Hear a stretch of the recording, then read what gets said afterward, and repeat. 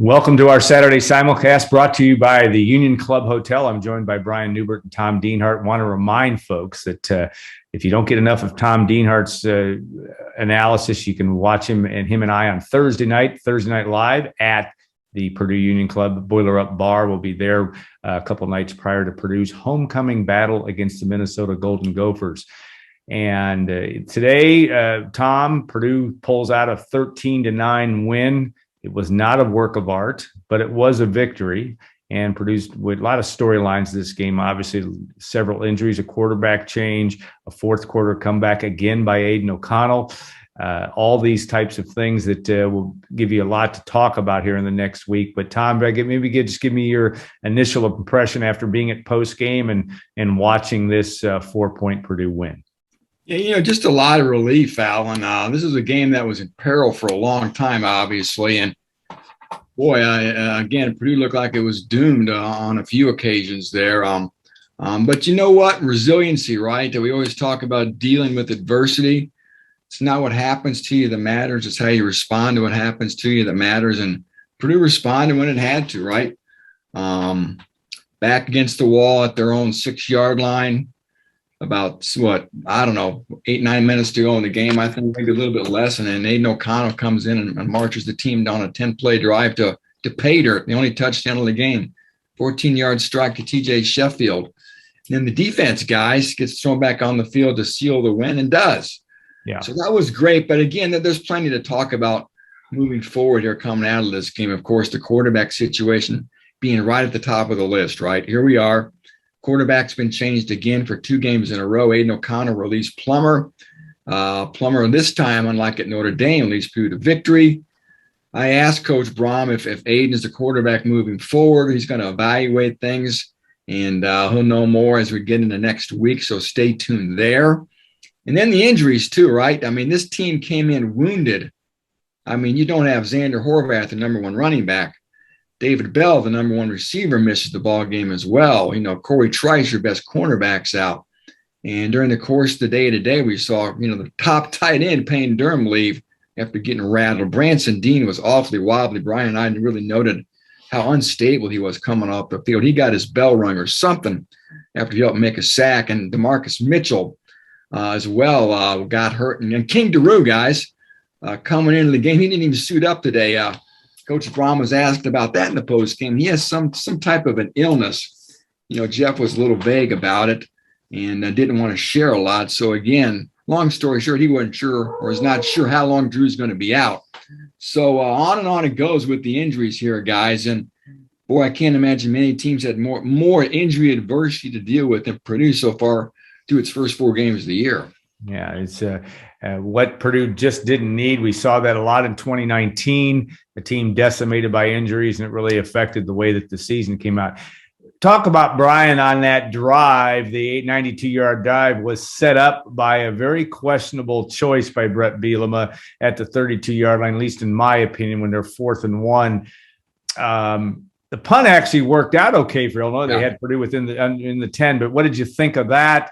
And maybe just the fact that Illinois, who didn't get in the end zone the entire football game, they seemed to still have enough momentum and had a running back that Purdue was having a hard time stopping.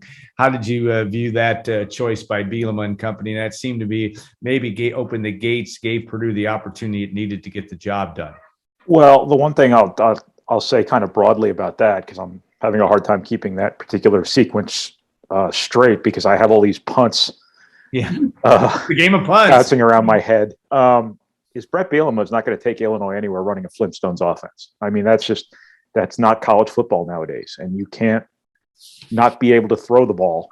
Now, obviously, this wasn't his personnel; he didn't recruit these guys. But is the other quarterback, Sitkowski, can he not throw the ball up the field effectively? I mean, yeah, good question. I thought that 4th and 1, that was the one where they were going to go for it. They called a timeout, and then they came back out and punted, right? That's correct. Yeah, they should have gone for that.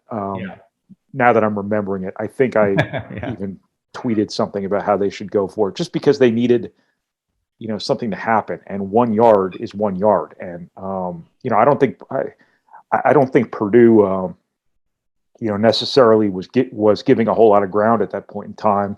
Obviously, they got them in 4th and 1 there, but I would have taken my chances if I were Brett Bielema. I thought he had to take a chance in some capacity somewhere because, running that 1984 offense with the personnel that he has at Illinois is not going to work.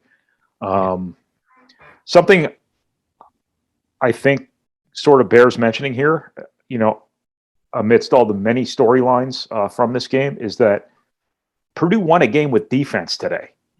I kind of figured that Purdue would give up a big play or two, like a long touchdown or something, just because they were over aggressive or somebody would screw up, somebody would miss a tackle or whatever. Illinois, I think, had just the one big run, and it wasn't a scoring play. And I think the best case scenario with this whole new defensive system, Purdue has brought in with all the new coaches, was for them to be just good enough to only give up 21, 24, 27 points a game, not to actually be able to win a Big Ten game on the back almost exclusively of your defense, which was the case in this game. This is twice now in 3 games. Obviously UConn is what UConn is, where they damn near didn't give up anything. And I think we all thought they played well enough at Notre Dame, for Purdue to make that a very different game than it turned out to be. The offense just didn't help them. Where this defense is right now relative to where most of us in the best case scenario thought it might be, that's a pretty big deal. Yeah, and the only thing I'll say to that is UConn and Illinois. But you're right. They did the job against Oregon State, and they kept Notre Dame in check. We'll find out here. Certainly in coming weeks, and there's no question the defense has been a big storyline of this team. In fact, after doing a little bit of research, it's been since 2007 since they've held a Big Ten team out of the end zone. Purdue last year could not get off the field against Rutgers. Yeah. I know Illinois isn't any good. I know they're the worst team in the Big Ten. Phthalates, parabens, sulfates, and talc, giving me a healthy, natural look that says. Excellent point, Alan. I don't know who that is, but we're going to make this comedy here because let's just go with it. We're not starting again. No, we're not stopping, but I have no idea. It must be my ESPN thing. I went to look at a score here. So I got my TV on. It's a it's peanut me. butter commercial. You just don't turn on the ESPN app because it starts playing commercials out of autoplay videos, the scourge of the internet. Go ahead. But I digress. Go ahead. But Purdue last year couldn't get off the field against average teams. Yeah, that was bad. And I don't care how bad Illinois is. The fact that Illinois didn't do anything.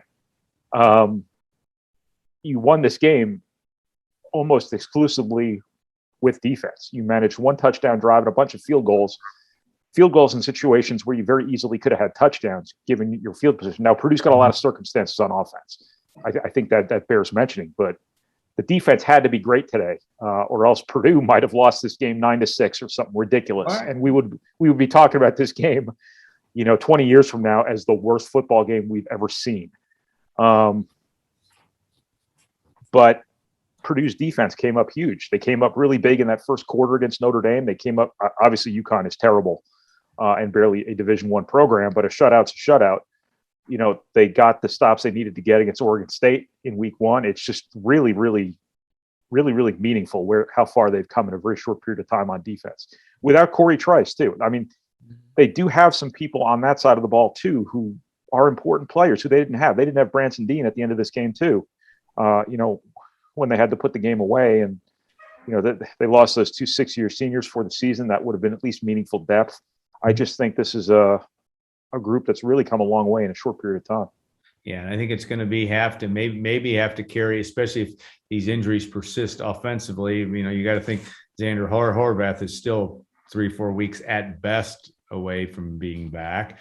And David Bell, who knows when that will be? Maybe it'll be next week. But yeah, no doubt a huge storyline. And again, the fact that Purdue doesn't hold Big Ten teams without touchdowns. That doesn't happen every year. Certainly, it's only happened like once. I said in the 21st century. So, Tom, the quarterback situation. Again, I'm watching an untrained eye just watch how Purdue reacts to Aiden O'Connell in the game. Does it give Jeff Brom more license to throw? Does it change that part of it, or was this just putting the guy in at a hot hand and he at least delivered? Though he threw 2 picks, one bad pass, one that wasn't his fault. How do you view that, and do you think this will be a storyline throughout the course of this week? And just real quick, two real final points on the defense here. Still didn't generate any turnovers, guys. Only 2 on the year, and they did this again without any turnovers today. That's impressive. Yeah, very impressive. And also, guys, get this: Illinois only drove inside the Purdue 20 2 times today. Yeah, one was on their final drive to like the 19, and the other one got to I think the 17-yard line that resulted in a field goal. So my point is, Illinois never really even threatened to score a touchdown today. But yeah, on this quarterback thing, of course. Like I said, here we go again. It's annual. There's always some quarterback story that dominates Purdue's seasons under Jeff Brom, it seems like, right? And, he obviously talked about the QBs in the post game. He just felt the offense had become one-dimensional, right? They couldn't run the football. So he just felt Aiden was better suited, given the circumstances, to help this offense just get something going because, as we all know, and Jeff said, he's the most accurate passer they have. Still likes Jack, thinks he's a good quarterback. But again, he was a little bit off, Jeff said. And again, he thought that Aiden, because of that accuracy and the poise he talked about too, and the experience, those were really things that led him to make the move to put number 16 in the ball game. And like I did ask him, like I said earlier, who's going to be your quarterback moving forward? Again, they'll obviously evaluate that, but I'll ask you guys this. I mean, it's got to be Aiden O'Connell, doesn't it? Well, his answer was different today than after the Notre Dame game. Yeah. After Notre Dame, he quickly reanointed Plummer the starter, and he had that chance to do that after this game. And that tells you what you need to know. Yeah. So yeah, again, I would agree. Yeah. So again, a lot of great. And again, 2 guys. David Bell said he was close to getting cleared today. Didn't happen. Like you said, Al, we may see him against Minnesota next week. Stay tuned. The point there is, though, we all knew who's going to step up a receiver, right? Because Mershawn Rice was out as well. And Purdue had not 1, not 2, but really 3 guys that really stepped up today. Milton Wright acquitted himself. I know he had a drop, but boy, he led the team in catches and yards today, made some nice receptions. Abdur Rahman Yassin, the redshirt freshman, made his first catch of his career. Beautiful diving 43-yard catch.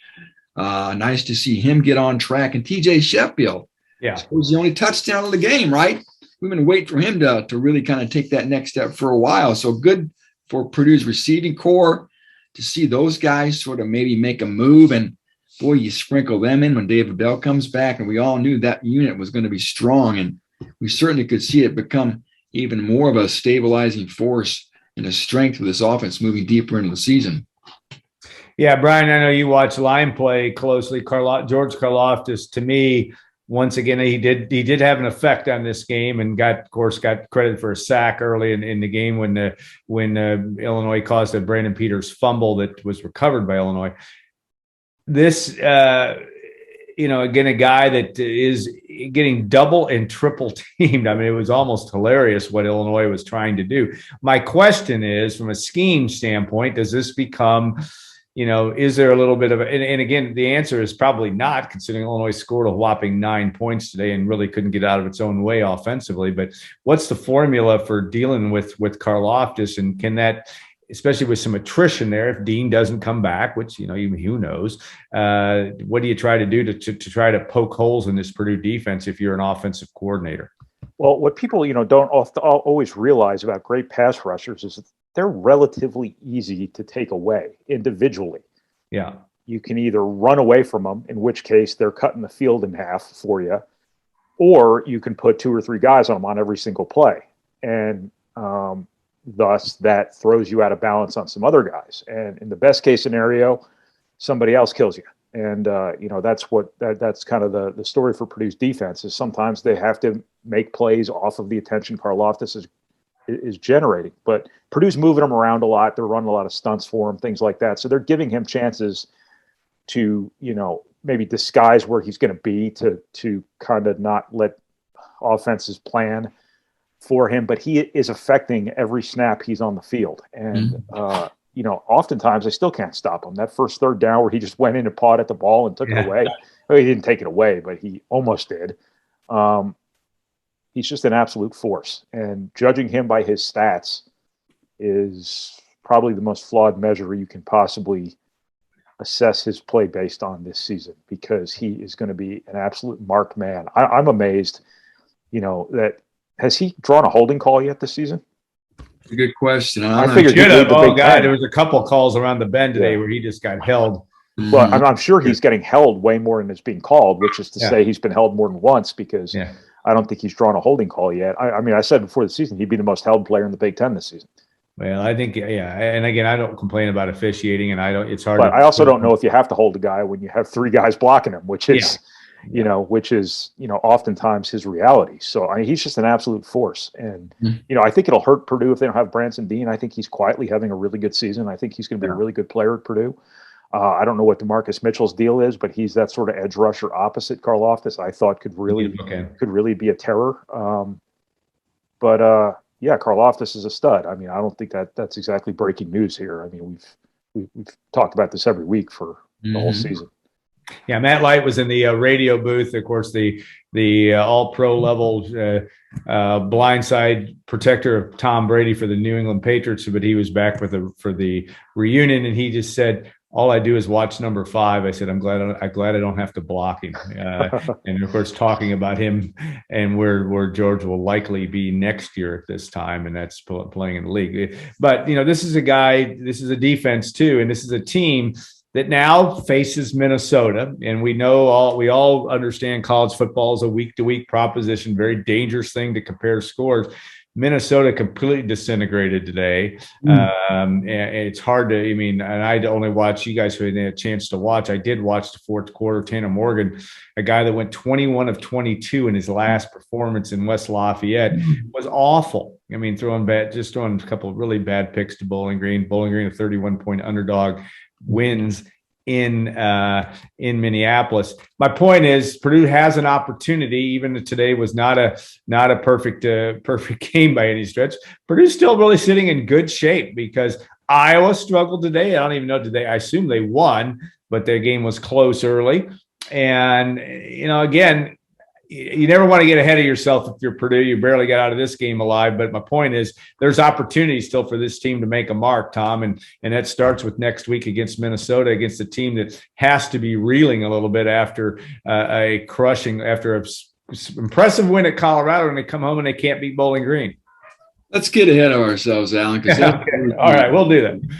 Yeah, I love looking around. I say not one corner, not two corners, but three corners. And you know what? You do a quick temperature check of the Big Ten West, and is there anybody that daunting, guys? I no disrespect to Iowa. I don't think their offense is anything special. Defense is good, like I said. They seem like they're solid. They're not a juggernaut. Wisconsin, guys, is in a real funk. A lot of doubt up there. A lot of questions. A lot of fingers being pointed at Paul Chryst right now. Minnesota, Alan, we talked about them. Northwestern struggles. They won today, but NU's lost to Michigan State. They lost to Duke. Nebraska, who knows? So, again, why not Purdue? I'm not saying Purdue's going to win the division, but they have a chance to have some success, I think. And, again, I'd love to see what you guys think, though. I think basically this Purdue offense is what it is, right? They're not going to suddenly develop an edge as a running team. I think points are going to be hard to come by all year. I thought Purdue would need to score 4 or 5 touchdowns a game to win most contests this year. Turns out this defense is better than we thought, right? Maybe Purdue's offense doesn't need to be as explosive and productive as I thought. Given the way the defense is played, we'll see as time goes on, can the defense can keep this up. But, boy, I think, again, points are going to be hard to come by for this team. Like I said, the running game is not going to get better overnight. And it could be a struggle all year, but Purdue may find itself in a lot of these slugfests. It's been that way all 4 games, right? The Oregon State game. Yeah. It's kept them in until the fourth quarter when the offense finally came to life, remember? It's been like this all week, or all year, I should say. So, it's going to be interesting to see what this offense can cobble together week to week. And Here comes Minnesota, a team, guys, Purdue owes something to, right? They've lost 3 in a row to these guys. In last year's game, I don't need to remind anybody of how that went up in the Twin Cities. So PJ Flex had Jeff Brom's number. You know Jeff Brom would love to beat this guy. And this is a program, like I said, that's had its foot on Purdue's neck for 3 years now. This is a program Purdue's going to have to start beating if it wants to move up the pecking order in this division. Why not now? This team looks vulnerable, like Alan said. You win 30-0 at Colorado 1 week, you come home, you lose to a 31-point underdog MAC team on your own field. So they look like they could be beat. We'll see what Purdue's got next week. It's going to be a lot of fun. Yeah, Tom, Brian, I'll let you get the last word and answer Tom's questions. Is this what we're going to see the rest of this year? I mean, is it going to be a lot of 23 to 14 games? That type of thing. What do you think? Yeah, I wouldn't think so, because you hope Purdue's offense gets healthier. You hope they get David Bell back. You hope Payne Durham's not out for a while. In a few weeks, maybe down the line a little bit, you get Xander Horvath back, and you're a more complete team. Right now, I mean, they're just hamstrung offensively. I mean, I think they could have done a better job with what they have here the last couple of weeks. But at the same time, I mean, if I'm going to write in my blog later when I finally get around to doing it, if you named Purdue's top 10 players, like 4 of them didn't play today, or 4 of them didn't finish the game today at least, and a bunch of them are on offense. And what people don't maybe always realize too is that not only do you not have those guys during the game, but those are the players you game plan for. Those are the players that you prepared to have on the field for you. So it's just a really considerable challenge. But if Purdue beats Minnesota and they start 5-1 under these circumstances, 4-1. 4-1. Remember, if they beat Minnesota, if they beat Iowa, they'll be 5-1. Are you sure? Now, he's really getting that. I know you've written that. I have only made that mistake like 3 times in the past. I changed it one time, but yeah, that's all right. But, okay, all right. Point taken, though. If you start 4-1 under these circumstances, that's a pretty good deal. Hell of a deal. And you should feel pretty damn good about yourself if you do. Oh, absolutely. Now, the other thing I wanted to say about Minnesota coming in this week is that, and I think I probably said this before Purdue played them last year. I'd have to go back and look, which I won't do.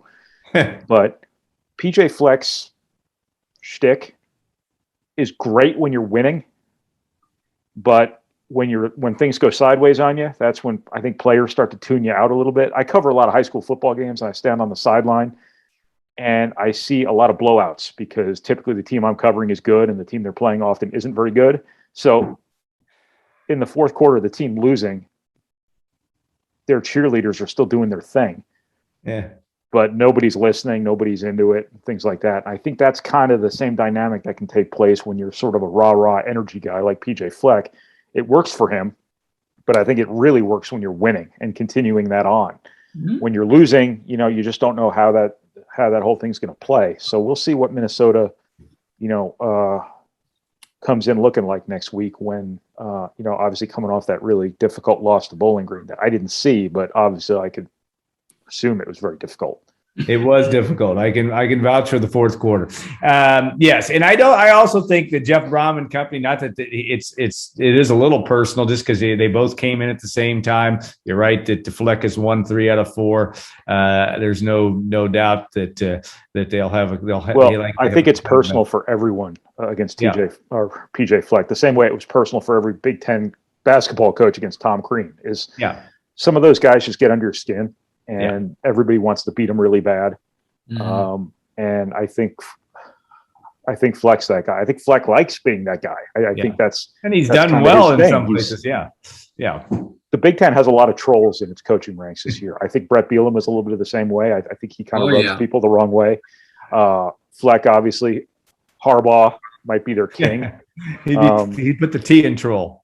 I think that, if it's up to the Ryan Days of the conference to decide who they're going to run the score up on this season, I think there's some pretty good candidates.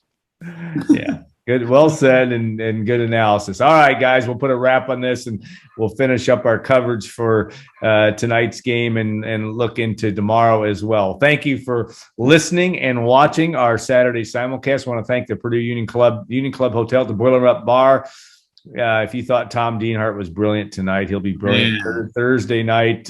Maybe we'll bring Brian in. We're going to do one with Brian with basketball, but 7:00 next Thursday at the Boiler Up Bar. Please join us if you can. And we will be back with our Saturday simulcast. It'll be a little earlier next week because the Boilermakers and Golden Gophers play at noon. Only about 1,000 tickets left. They had 52,000 there today, which was more than I'd anticipated. So the crowd was pretty good. It will be near capacity next week for homecoming, and we'll look forward to our Saturday simulcast after that game as well. So have a great week, everybody. Thanks to all for watching and listening. Thanks also to the Union Club Hotel and to Tom and Brian for their expert analysis. You can take it all to the bank. So, all right, guys, have a great rest of the night working away. And for you viewers and listeners, thanks for watching and listening. Have a great week.